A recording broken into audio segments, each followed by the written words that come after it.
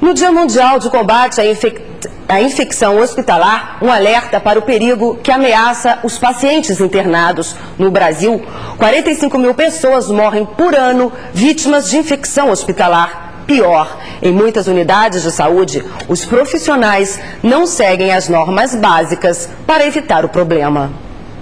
Por ano, os hospitais públicos e privados do Brasil recebem cerca de 12 milhões de pacientes para internação. Deste total, cerca de 15% apresentam complicações no quadro clínico em decorrência de infecção hospitalar. O índice máximo aceitável pela Organização Mundial de Saúde é 9%. No Brasil, o problema causa por ano 45 mil mortes. A falta de estrutura, de material adequado e de condições de trabalho aumenta os riscos.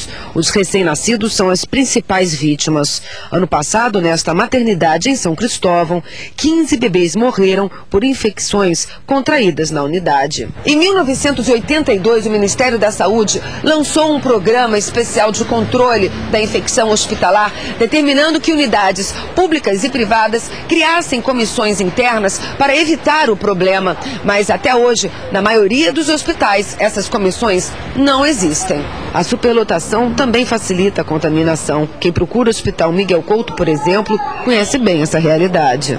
Acredito que é que aumenta o risco de contaminação, porque todo mundo junto, uma opção de gente junto. Gente na maca, gente no corredor, assim, horrível. Toda a superlotação, a enfermagem é obrigada a dar conta do dobro e até mesmo de 5 vezes mais que normalmente iriam cuidar.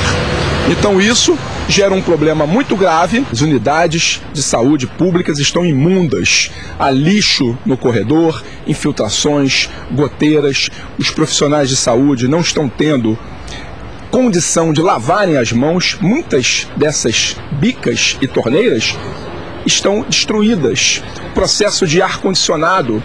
Hoje se trabalha dentro dessas unidades num calor insuportável. Isso com certeza facilita a proliferação de bactérias. A médica Marisa Santos, da Câmara Técnica de Controle de Infecção Hospitalar do CREMERG, conversa agora com a gente. Boa tarde, doutora. A senhora que é infectologista, diante dessas imagens que a gente viu aí da rede básica de saúde no Rio, como lidar com a questão da infecção hospitalar? Bem, a primeira coisa, eu acho importante que a população cobre, né? A gente não pode ter hospitais nessa situação, porque, obviamente, como o vereador falou, os profissionais de saúde não têm como fazer milagres. Se não tiver pia para lavar a mão, se não tiver medicamento, não tiver uma quantidade mínima de profissionais para atender, certamente vai ocorrer a infecção. Então, toda unidade tem que ter essas condições básicas e tem que ter a comissão de controle de infecção do local. Pois é, mas isso não é cumprido, né? Na maioria dos hospitais não existe essa... Aí cabe à vigilância sanitária inspecionar as unidades e cobrar para que as unidades tenham. Isso também acontece na rede pública, na rede privada? Acontece tanto na rede pública quanto na rede privada, né? Existem bons e maus hospitais, assim como a gente tem excelentes hospitais na rede pública, também tem maus hospitais na rede privada que não cumprem essas normas. No caso da rede privada, como é que o paciente pode se prevenir e evitar se infectar? O importante é sempre que o paciente, principalmente, vai fazer um procedimento invasivo, uma cirurgia, né, que ele procure se informar se aquele hospital tem uma comissão e que essa comissão seja realmente atuante. E agora, no caso dos hospitais públicos, a população fica refém mesmo do serviço prestado, da qualidade que tem aparecido por aí? Se o hospital está superlotado, a população certamente está correndo risco e acho que elas têm que cobrar das autoridades para que os profissionais tenham condições adequadas de trabalho. Como a gente vê, superlotação, problema até no ar refrigerado, isso contribui. Certamente, né? Principalmente se a pessoa vai fazer uma cirurgia, um procedimento mais invasivo, ela vai ter o risco se não tiver as condições adequadas de atendimento.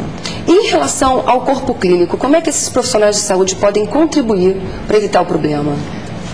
A gente precisa de profissionais que se interessem pelo assunto, que procurem estudar, né, porque é um conhecimento especializado, então procurem se dedicar a esse assunto, porque em cada área, por exemplo, dentro das terapias intensivas, dentro da cirurgia, existem técnicas modernas, né, adequadas para prevenir infecção. Então, Nesse caso é fundamental o governo se posicionar e fiscalizar também, não é, doutora? Exatamente. A situação que os hospitais se encontram é uma situação muito triste, como a gente pôde ver nas imagens. Obrigada pela sua participação no jornal.